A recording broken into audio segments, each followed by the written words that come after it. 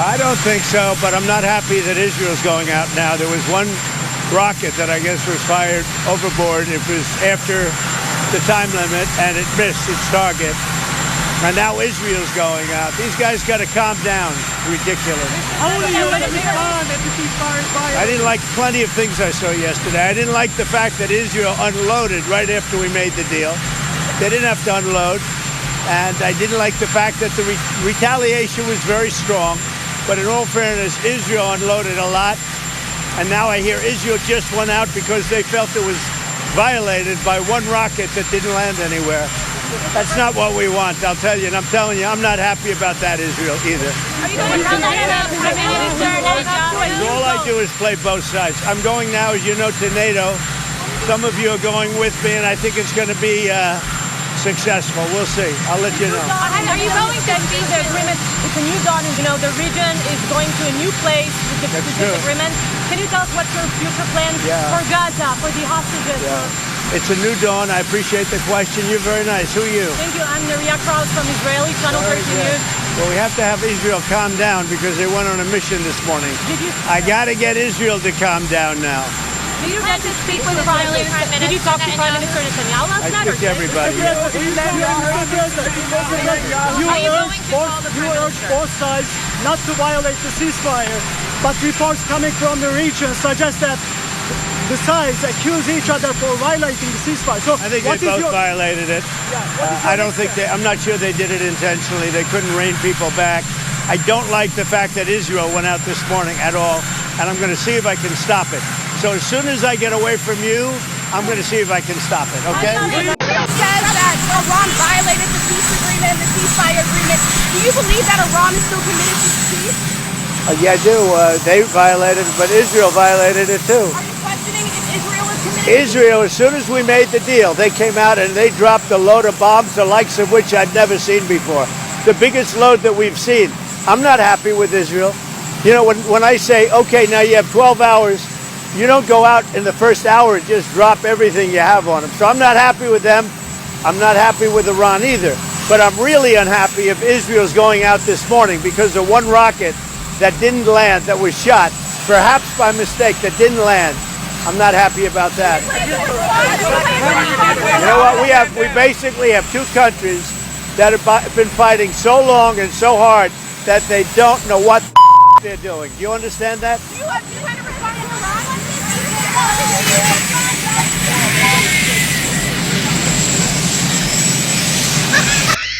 Listen, Trump got mad yesterday. He blew up on Israel and Iran, but he really got into Israel.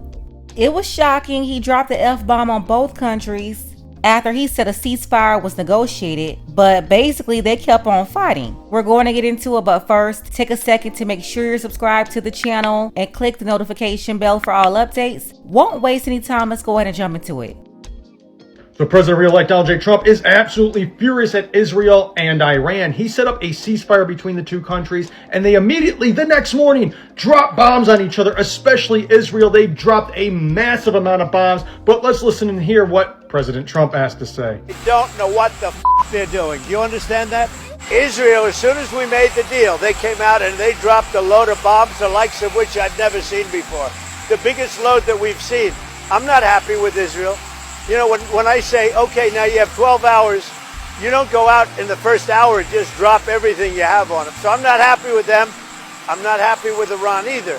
But I'm really unhappy if Israel's going out this morning because of one rocket that didn't land, that was shot, perhaps by mistake, that didn't land.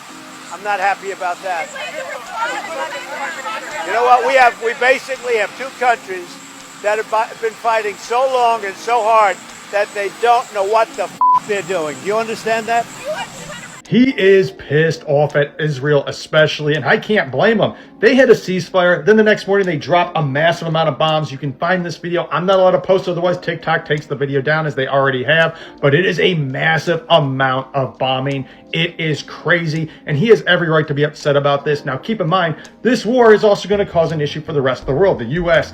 and, of course, China, due to them having a massive amount of oil that they are going to cut off from the rest of the world, meaning that stocks and everything are going to drop, and they already have due to everybody pulling their money out. They had a big fight, like two kids in a schoolyard. You know, they fight like hell.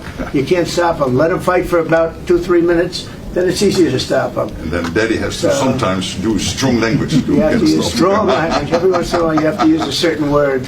Hey, Israel, your buddy, the commander-in-chief of these United States, he's already putting you guys on the hook for the bad intelligence that he got on his strike on Iran.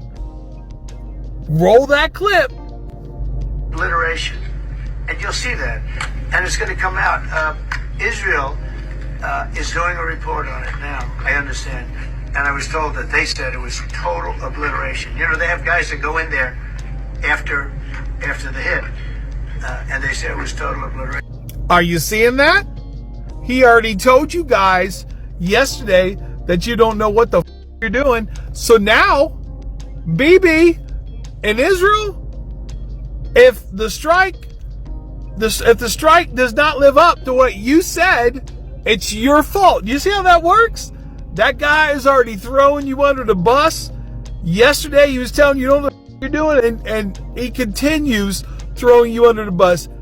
I hope some of you wake up that this guy's not low to nobody. He's going to continue to use you. I hope some of you wake up. Moderate out.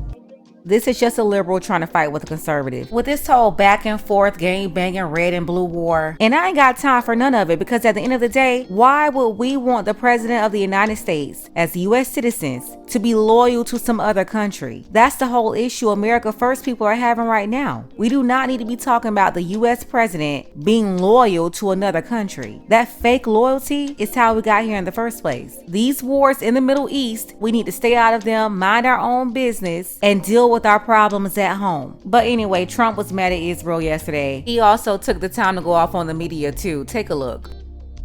And I will say, I think CNN ought to apologize to the pilots of the B-2s. I think that MSDNC ought to apologize.